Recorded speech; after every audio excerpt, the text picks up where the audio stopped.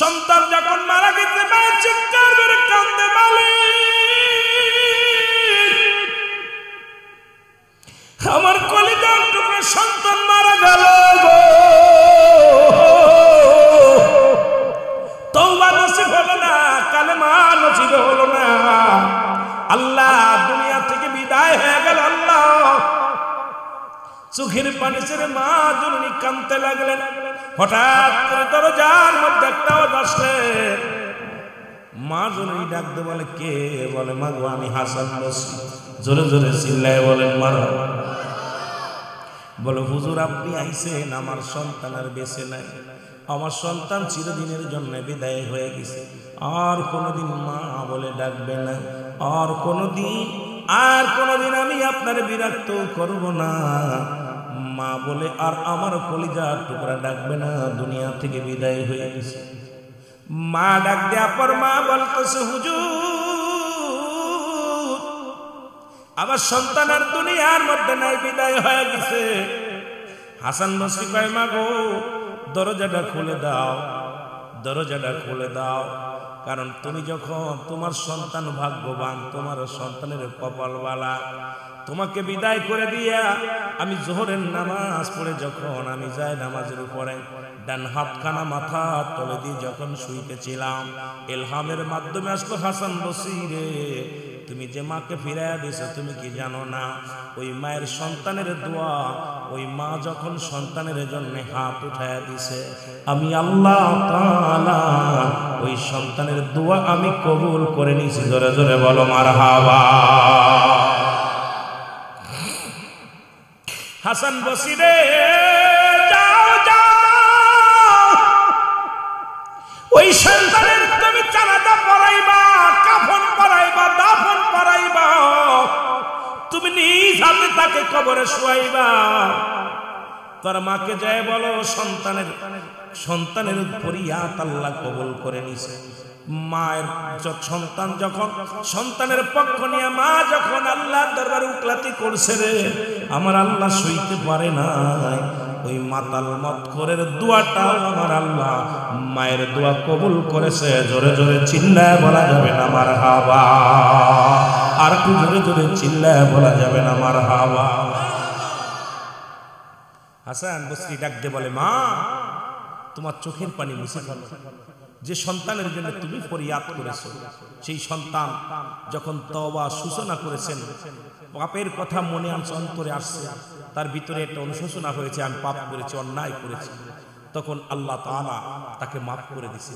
মাগো তোমার সন্তানের জানাজা আমি পড়াইবো, তোমার সন্তানের কাফন আমি পড়াইবো, দাফন করাইবো, টেনশন নাই, আল্লাহ তাআলা আমাকে হুকুম দিয়েছে। জোরে বলেন মারহাবা, আর একটু জোরে বলেন মারহাবা। এই জন্য আল্লাহ কখন কারে কবুল করে নিবে এমন তো হতে পারে কোন পাগলের নাতি সারা জীবন অন্যায় করেছেন, নাতি ছেলে কবরের পাশে দাঁড়ায় ডাকতে বলে আল্লাহ আমার দাদারে তুমি মাফ করে দাও। এমন তো হতে পারে সারা জীবন অন্যায় করেছে, ছেলে কবরের পাশে দাঁড়ায় ডাকতে বলে রাব্বির রহমহুমা কামা রব্বায়ানি সগীরা। জোরে জোরে চিল্লায় বলা যাবে না আল্লাহু আকবার। এই মরণের পেয়ালা পান করতে হবে গো। আল্লামা মুফতি আমজাদ আলী সাহেব একটা কিতাব লিখলেন, কিতাবের নাম্বার শরিয়াত। এই কিতাবের মাধ্যমে লিখতে যা বললেন দুনিয়ার মানুষ শোনো, মানুষ যখন সহজ মৃত্যুবরণ করে, মানুষের যখন সাধারণ মৃত্যু হয়, 70টা তাজা উটের গায়ের জবাই না করে, 70টা তাজা উটের গায়ের চামড়া জবাই না করিয়া উল্টো দিকে টান দিয়া লবণের মরিচ লাগায় দিলে যতটুক যন্ত্রণা হয়, এর চাইতে 70 গুণ যন্ত্রণা হলো একটা সাধারণ মৃত্যু। ও মুসলমান শুনে নাও, এখন আমরা মরণকালে অনেকে পায়খানা করে দেয়, মরণকালে অনেকে প্রস্রাব করে দেয়, মরণের সময় অনেকের জিহ্বা বাইর হয়ে যায়, চোখ দুটি বড় বড় হয়ে যায়, তাদের মরণটা কত কঠিন হয়। আল্লাহ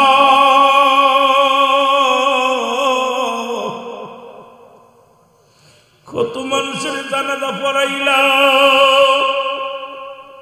কত মানুষের জানাজা পড়াইলাম, কত মানুষের কাফন পরাইলাম, কত মানুষের দাফন করাইলাম। আল্লাহ,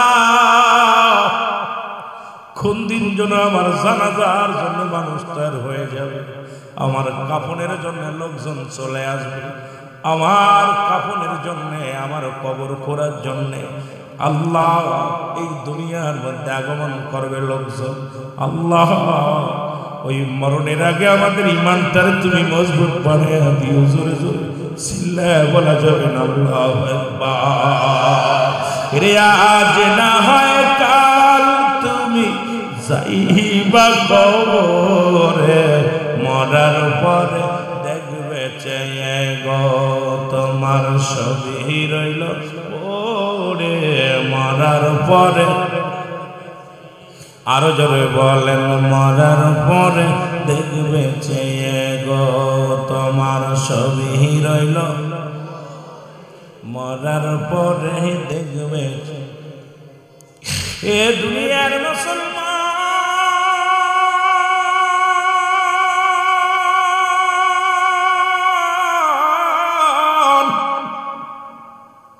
বলতেছিলাম কিয়ামত পর্যন্ত কোন নবী আইব না, কিয়ামত পর্যন্ত তওবার দরজা খোলা।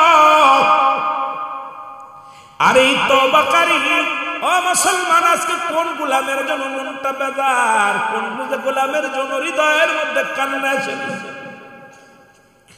খারাপ তোর জন্য কান্দে কান্দে রে মুসলমান। শুনে দাও, একটা কথা বলে আমি আলোচনা শুরু করি রে দাদু ভাইরা। হাসান বসরি নাম শুনেছেন?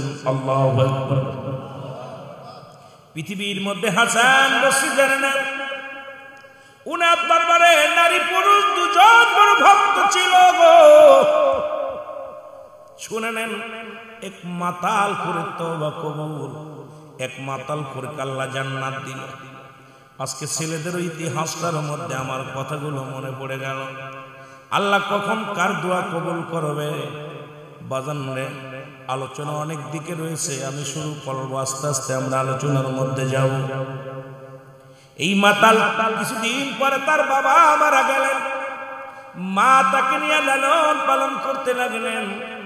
বড় আশা ছিল কোরআনের পাখি বানাবে, বড় আলেম হবে, মাদ্রাসায় লেখাপড়া করাবে, বিখ্যাত একজন আলেম হবে, বড় আশা করলেন মা জননী।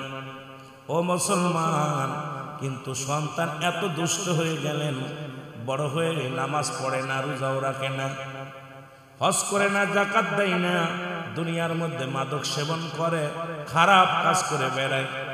মা জননী প্রতিনিয়ত হাসান বসরির কাছে যে দোয়া চায়, হাসান বসরি গো, আল্লাহর ওলি গো, আমার সন্তানের জন্য দোয়া করেন। মায়েও দোয়া করে, হাসান বসরি দোয়া করে, কিন্তু সন্তান কোন রকম ভালো হলো না, নষ্ট হয়ে গেল, নামাজ পড়ে না, শরীয়তের বিধান মানে না, এই দুনিয়ার মধ্যে মাদক সেবন, মাদক সেবিকা হয়ে গেল। জোরে জোরে চিল্লায় বলা যাবে না আল্লাহু আকবার। আমার ভাইরা, আমার বন্ধুরা, হঠাৎ একদিন মা জননী ডাক দিয়ে বলেন, খোকা শোন, এই দুনিয়া থেকে বিদায় নিয়ে চলে যেতে হবে গো, এই দুনিয়ার মধ্যে কেউ থাকবো না, থাকাও সম্ভব না, তওবা কর, ফিরে আয়, দিনের পথে ফিরে আয়। সন্তান বলে, মা তোমার কোনো কথা আমি রাখতাম না। এই মুসলমান এমন একটা মরণ ব্যাধি হলো, এই ব্যাধিতে পড়ে গেলেন, মা জননী অনেক কষ্ট করে চিকিৎসা করলেন, টাকা পয়সা খরচ করলেন, কিন্তু সন্তানের রোগ ভালো হলো না। হঠাৎ একদিন মা মাথার মধ্যে হাত বুলাইতেছে, সন্তান যুবক ঘুমাইতেছে, মা জননী ডাকতে বলে, আমার আল্লাহ তুমি আমার সন্তানকে কবুল করে নাও, দিনের পথে কবুল করে নাও। হঠাৎ সন্তান ডাকতে বলে, মা আমি এমনই অসুস্থ, না যেতে পারবো হাসান বসরির কাছে, তুমি আমার জন্য দোয়া করো, আর হাসান বসরির কাছে যাও, সেজন্য আমার তওবা করায় দেয়। আমারে যেন আমার আল্লাহ মাফ করে দেন। হাসান বসরির কাছে চলে গেলেন মা জননী। লম্বা ইতিহাস বাবা শুনে লন। হাসান বসরির কাছে যে মা জননী নালিশ দিলেন, হুজুর আমার সন্তান তওবা করতে চায়, আপনি দয়া করে যদি আমার সন্তানকে তওবা করাইতেন তাহলে আমার জীবন ধন্য হতো।